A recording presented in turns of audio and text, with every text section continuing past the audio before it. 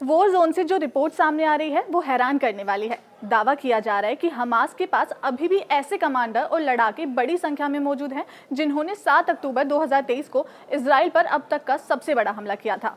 दावा किया गया है कि हमास का एक ऐसा ही हवाई कमांडर गाजा शहर में मारा गया है। ये हमास का एक ऐसा कमांडर था जिसने कोल्ड ड्रिंक पीकर इजरायलियों को मारा।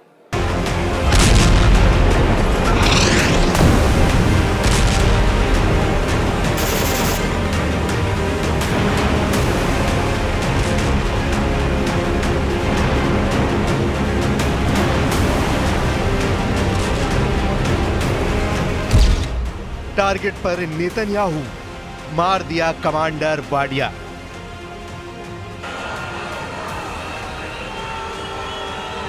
जिस वक्त पूरे इजराइल में बंधकों की रिहाई को लेकर नेतन्याहू के खिलाफ जबरदस्त प्रदर्शन हो रहे थे, ठीक उसी वक्त नेतन्याहू ने हमास के उस कमांडर को ठिकाने लगवा दिया है जिसने पैराग्लाइडर के जरिए 7 अक्टूबर 2023 को 22 से ज्यादा इजरायलियों को तड़पा कर मार दिया था। गाजा युद्ध को लगभग 350 दिन होने जा रहे हैं, लेकिन ना तो हमास सरेंडर करने को तैयार है और ना ही नेतन्याहू जंग रोकने को तैयार है। हम आपको आज गाजा युद्ध की उस खूनी जंग का खौफनाक चेहरा दिखाने जा रहे हैं जिसमें पिछले 24 घंटे में 37 से ज्यादा लोग अकेले गाजा में ही मारे गए हैं।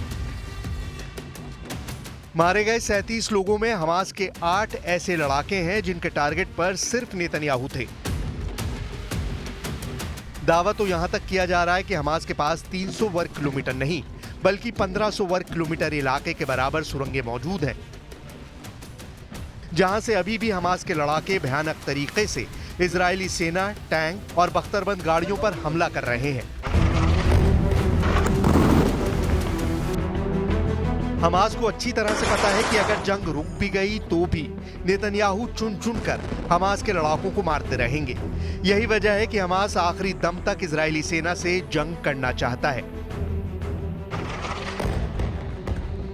हमास की इसी सोच और मिशन को इस वक्त गजा में मौजूद 1.5 लाख इजरायली सैनिक बुरी तरह से कुचल रहे हैं। पहले आप ये जान लीजिए कि पिछले 24 घंटे में हमास का कौन सा कमांडर गजा शहर में मारा गया है। हम आपको एनिमेशन के जरिए दिखाते हैं कि गजा शहर में क्या हुआ है। इजरायली सेना के दावों के मुताबिक गजा शहर के अल अहली अस्पताल के पास मौजूद हमास के अड्डे पर इजरायली सेना और शिन बेत ने मिलकर भयंकर हमला किया। दावा किया गया है कि इस हमले में हमास का कमांडर अहमद फावजी नासिर मोहम्मद वाडिया मारा गया है। खबरों के मुताबिक कमांडर अहमद फावजी नासिर मोहम्मद वाडिया के चारों तरफ इजराइल की खुफिया एजेंसी शिन बेत ने जाल बिछाया था, जिसके बाद शिन बेत और आईडीएफ ने मिलकर गाजा शहर में मौजूद अल अहली अस्पताल पर हमला किया। इजराइल सेना के जेट और घातक मिसाइलों से हुए घातक हवाई हमले में कमांडर अहमद फावजी नासिर मोहम्मद वाडिया समेत कई हमास के लड़ाके मारे गए हैं।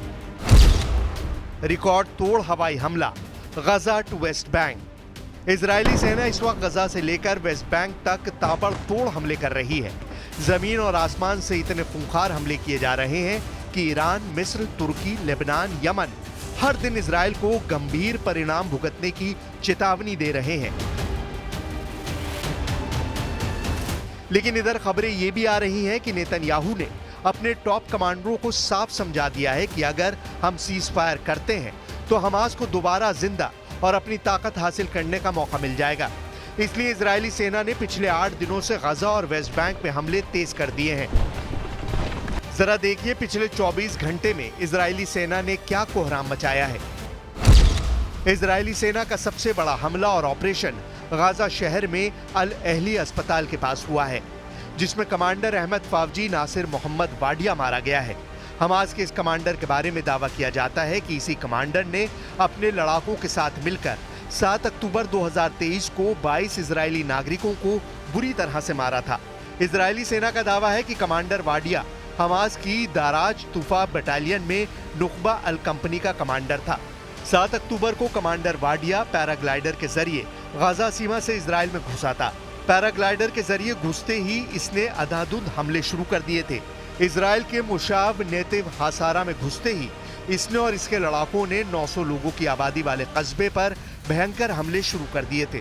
उस वक्त इसका एक वीडियो खूब वायरल हुआ था। कमांडर वाडिया ने इजरायली तासा परिवार के घर पर भी हमला किया था। वहां फ्रिज से कोका कोला पीते हुए इस कमांडर ने पूरे घर का सफाया कर दिया था। यहां तक कि उस नरसंहार का वीडियो भी इसने फिल्माया था। कमांडर वाडिया और उसके साथियों ने मिलकर 12 साल के कुरैन, 8 साल के शाय और उनके पिता 46 साल के गिल ताजा की हत्या की थी। पहले बच्चों के सामने पिता की हत्या की गई और फिर बाद में बच्चों को मार दिया गया। الاحتلال الإسرائيلي قام باستهداف هذا المركز مركز نماء في منطقة شارع أحمد ياسين. أسفر هذا الاستهداف عن عدد كبير من المصابين، جل المصابين حالتهم خطيرة جدا، وهناك ما يقارب شهدين تم انتشالهم والعدد مرشح للزيادة. قوات الاحتلال الإسرائيلي في الآونة الأخيرة تستهدف بشكل مباشر مراكز اللواء ومراكز النزوح في قطاع غزة بشكل عام. لكن يعني لحد هذه اللحظة كما تشاهدون يعني طواقم الدفاع المدني وطواقم الخدمات الطبية تقوم بالبحث عن مصابين أو ناجين من تحت الأنقاض. इधर इजरायली प्रधानमंत्री बेंयामिन नेतन्याहू ने 2 सितंबर को दो टूक कह दिया है कि वो किसी भी कीमत पर जंग नहीं रोकेंगे। नेतन्याहू ने गजा के दक्षिणी किनारे पर फिलाडेल्फिया कॉरिडोर से इजरायली सैनिकों को हटाने से साफ इनकार कर दिया है। नेतन्याहू ने एक बार फिर से हमास को जड़ से खत्म करने का ऐलान कर दिया है। השליטה בציר פילדלפי היא חשובה והיא אתגר מבצעי חשוב נגד ההברחות וההתעצמות. हालांकि हमास के लड़ाके अभी भी आखिरी जंग के जरिए इजराइल से मुकाबला करने की कोशिश में जुटे हैं। जरा इस वीडियो को गौर से देखिए। इजरायली मिसाइल का धमाका कितना जबरदस्त है। गजा के नुसीरात में इजरायली मिसाइल का यह हमला अचानक हुआ था। जबरदस्त धमाके से कैमरा दूर जा गिरा, जबकि धमाके के बाद सैकड़ों लोग इमारत के आसपास देखे जा सकते हैं। दावा किया गया है कि इस धमाके में 27 से ज्यादा लोग मौके पर मारे गए। मलबे में लाशों को खोजते सैकड़ों लोगों को देखा जा सकता है। इजराइल का यह हमला अगस्त के आखिरी दिनों में हुआ था।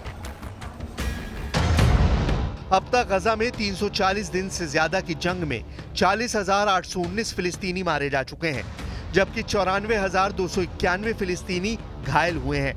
वहीं पिछले 24 घंटे में गजा और वेस्ट बैंक में 43 से ज्यादा लोग मारे जा चुके हैं। इसके अलावा इजराइल के 6 बंधकों की लाशें मिलने के बाद से पूरा इजराइल सड़क पर उतर आया है। यरूशलेम, तेल अवीव, हड हेशरॉन, हाइफा, हर्जलिया और रानाना में नेतन्याहू के खिलाफ प्रदर्शन चरम पर पहुंच चुके हैं। नेतन्याहू को लगता है कि हमास इजरायली बंधकों को तस्करी करके ईरान पहुंचाना चाहता है। अगर ऐसा होता है तो पूरा मिडिल ईस्ट युद्ध की आग में जल जाएगा। इधर इजराइल ने वेस्ट बैंक और गाजा में अपने हमले बेहद तेज कर दिए हैं।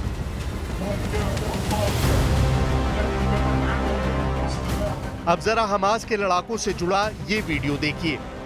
एक तबाह इमारत में हमास लड़ाकों का ये वीडियो जरूर देखिए, जहां केले, सेब, आलू बुखारा और आड़ू के साथ वॉर प्लान हमास के लड़ाके बना रहे हैं। ये पहला ऐसा वीडियो है जिसमें हमास के लड़ाके सेब, केले के साथ इजरायली सेना के खिलाफ वॉर प्लान बनाते हुए दिखाए गए हैं। 2 मिनट 10 सेकंड के इस वीडियो को गौर से देखिए। हमास के 4 से 5 लड़ाके एक टूटी हुई इमारत में रॉकेट लॉन्चरों के साथ मौजूद हैं। लगभग 80 से 100 मीटर दूर दूसरी टूटी हुई इमारत में इजरायली सैनिकों को देखा जा सकता है। इमारत में 2 छोटे छेद दिख रहे हैं, जिसके पास इजरायली सैनिकों को देखा जा सकता है।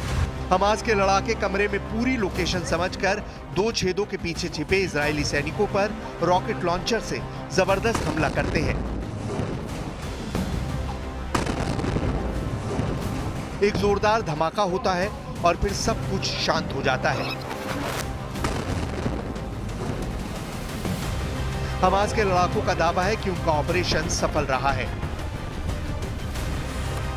سباحة الحجر والبشر والشجر نقول لهم بأننا بعدما مضى مما يقارب عام والله الذي لا إله إلا هو إننا لا نعمل لكم حسابا ولا نخاف منكم قيد أنملة ونخزوكم في كل مرة لأن اتكالنا على الله هو ناصرنا هو معزنا। कुल मिलाकर नेतन्याहू अब ऐसे युद्ध में फंस चुके हैं जहां एक तरफ उन्हें हर हाल में हमास का सफाया करना होगा साथ ही हमास के कब्जे में मौजूद बंधकों को रिहा कराना होगा, वरना इजरायलियों की बगावत नेतन्याहू पर भारी पड़ सकती है।